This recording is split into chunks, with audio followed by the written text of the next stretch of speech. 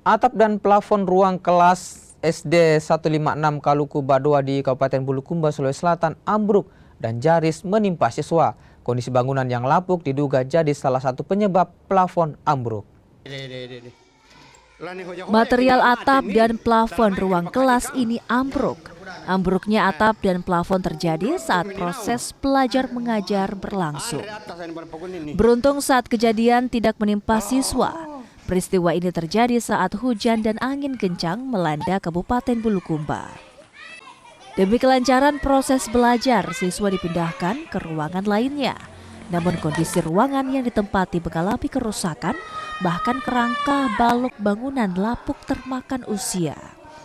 Ada semacam ini yang kita takutkan, pasti khawatir jangan sampai ada yang terjadi sama tentunya untuk guru dan anak-anak kita. Kalau yang rusak parah yang ini, yang ruangan ini kan kelas 5. Yang sebenarnya rusak semua, cuma yang parah ini yang kelas 5.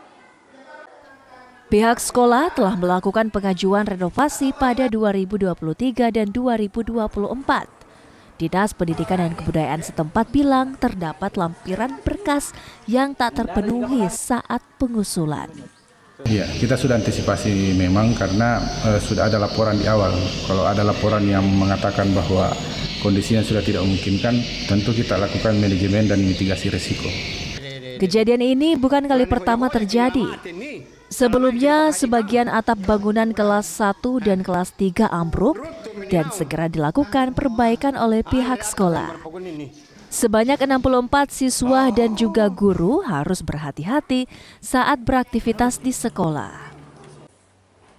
Afriansyah Lahia, Kompas TV Bulukumba, Sulawesi Selatan.